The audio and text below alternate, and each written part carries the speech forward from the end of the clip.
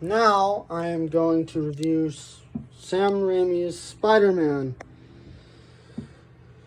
starring Tobey Maguire, Willem Dafoe, Rosemary Harris, Kirsten Dunst, James Franco,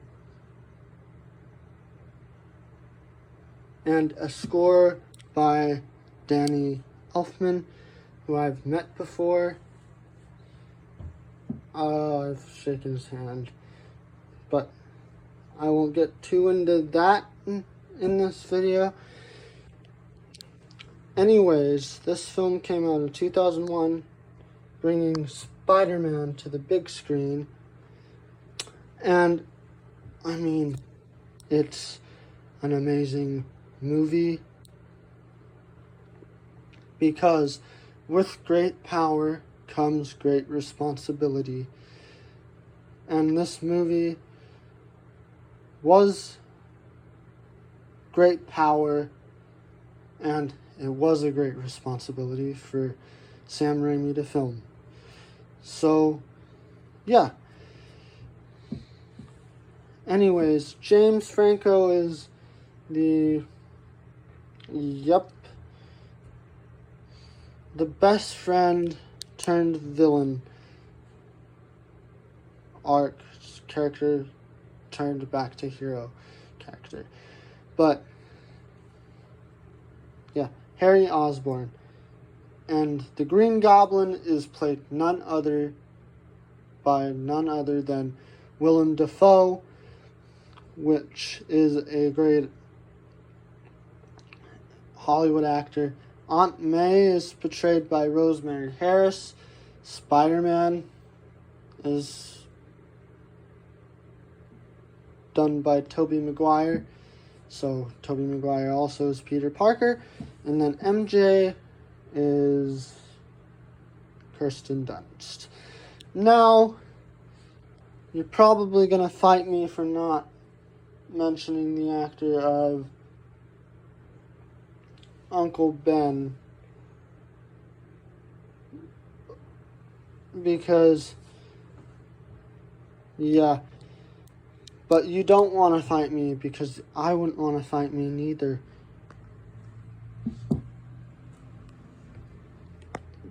Yeah, I pulled that from Flash Gordon, or just Flash in this movie.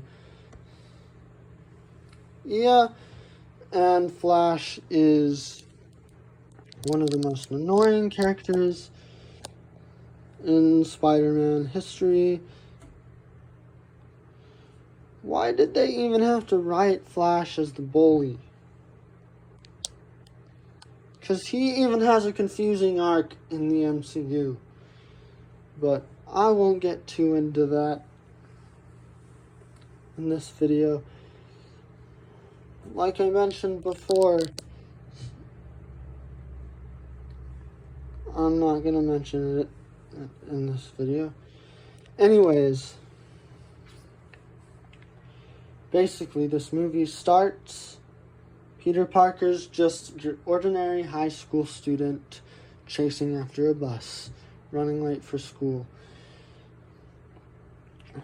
And then they go on this field trip to a lab that genetically engineers radioactive spiders, and he gets bitten by the radioactive spider and gets his powers.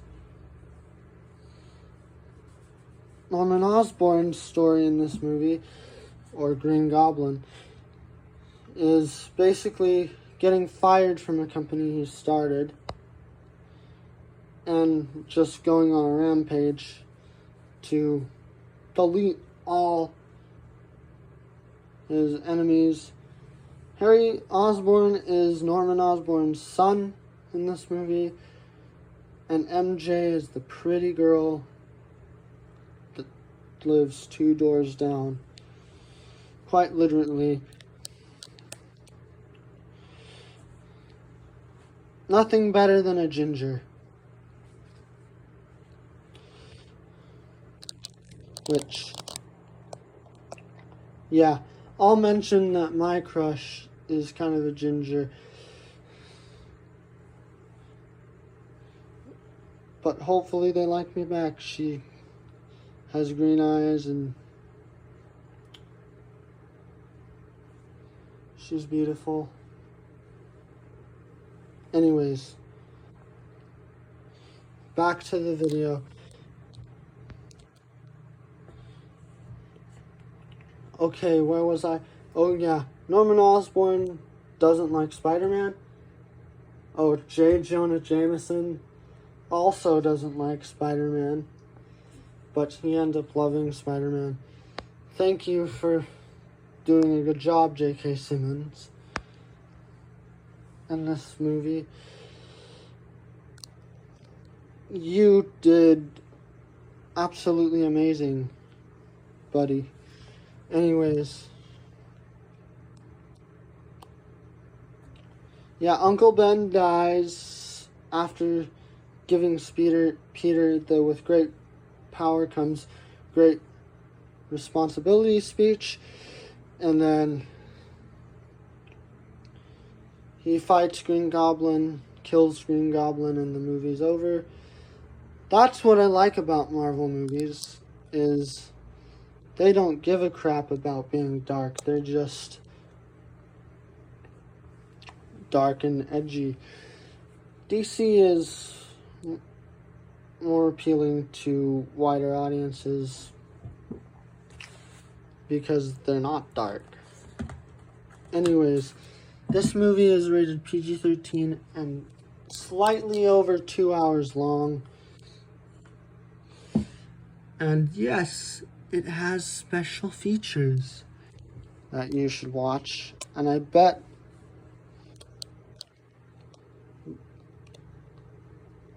there's a version that comes with commentary, which is always... I'm a stickler for those.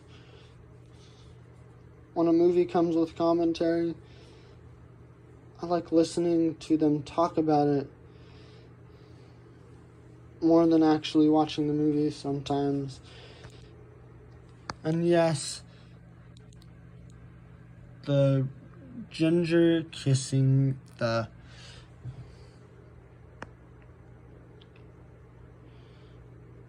hero of the movie. Aunt May is just Aunt May in this, and Uncle Ben is mostly just Uncle Ben. But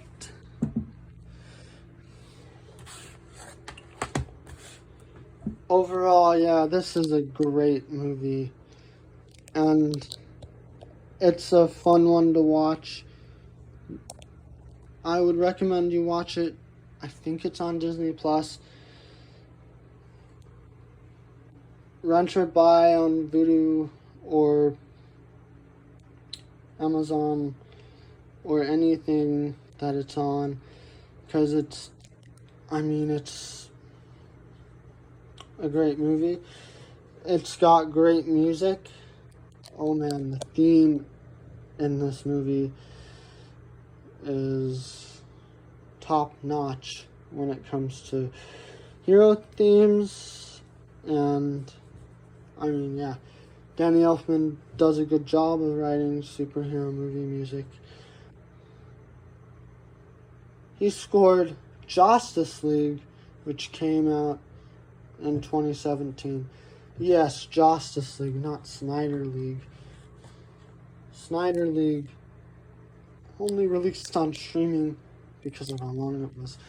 But I already have a whole other video talking about Snyder League or the Snyder Cut. Anyways, this movie's great. Check it out if you want to. I don't care if you don't. Just check it out, please.